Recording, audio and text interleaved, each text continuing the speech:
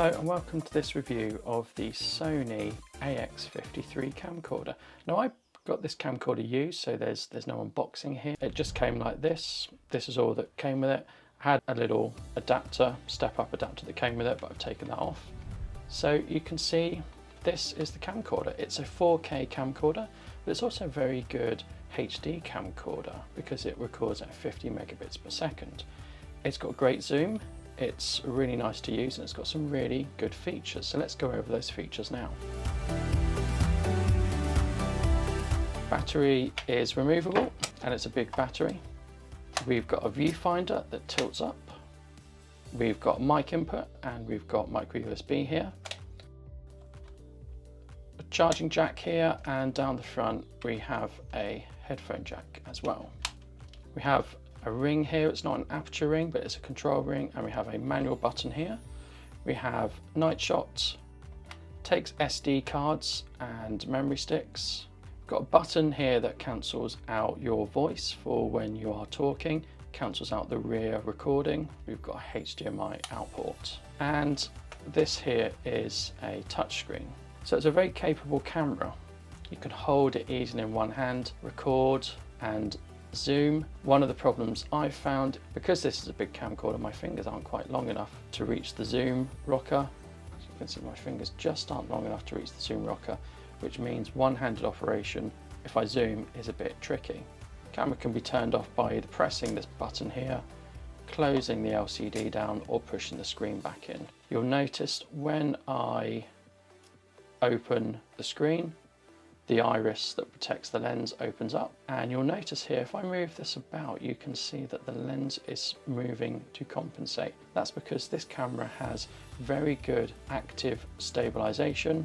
Here we have the microphone, and the microphone records in 5.1 surround sound, but I don't really think that's particularly useful. Picks up audio from right, front, left and behind as well, and like I said, you can cancel out the audio being picked up from behind. We've also got night shots, and here we have a little IR lamp that gives out IR radiation for use with nighttime filming. Another feature that I'm not sure how useful it is this comes back and reveals a flash hot shoe. This can use flash for photography. This is a proprietary system, so I'm sure you can use Sony's accessories. I generally don't bother. I use a Rode Wireless Go. This is a bit flimsy and seems to come off fairly easily. But yeah, you can record external audio and you can host your microphone here. We're now going to see some of the shots and some of the autofocus abilities. So now we've got the AX50 on a tripod, and I'm just going to look at 4K and HD footage just with XAVC-S, and I'm going to use the mannequin to do some image comparison. So I've also turned steady shot off, simply because some people have said the footage moves about a little bit when placed on a tripod when you've got steady shot on, so I've turned that off as well.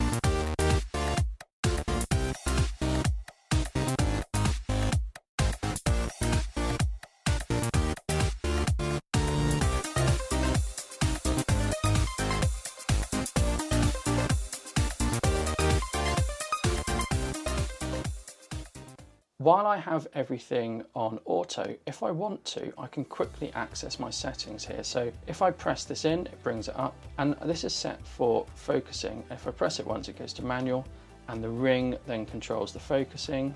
If I press it again, it goes back to auto. I tend to leave this in auto focusing. I find that's the best. If I hold this down, I can then change what the ring and button controls. See here, we've got zebras which indicate 100% clipping or 70% of clipping. So I've set the camera to zebra where it's 70%. And also I've got focus peaking on, which is shown by the red line there. This camera can record up to 50p. I'm in the UK, so I'm in the PAL region, so it can record frame rates of 50 or 25. We can record AVCHD, XAVC-S HD in 4K or in HD. And if we go to 4K, you can see in the record mode, we can pick 60 megabits per second or 100 megabits per second. So in XAVC-S, we can get data rates of 50 megabits per second. So you can see I'm recording at 25 frames per second. It records at 50 megabits per second, which is very good.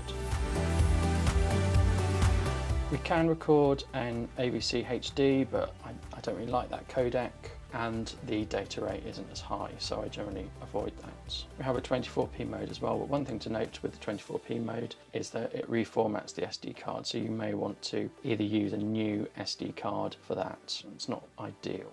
So we've got control over white balance, metering, focusing, exposure, iris, shutter speed, white balance. We can turn low light on, we can put cinema tone on, and we've got our steady shot, and we've got digital zoom. You can see now in steady shot we've got 3 levels of steady shot: standard, active and intelligent auto. And if we put it in intelligent auto, we get some clear image zooming turned on in HD filming, which is there for HD recording. With this camcorder, I leave everything in auto apart from shutter speed. I set it to double the reciprocal of the frame rate, and then everything else I leave in manual. We have some extra features, like we can take photos, we can take time lapses, we can do slow motion recording.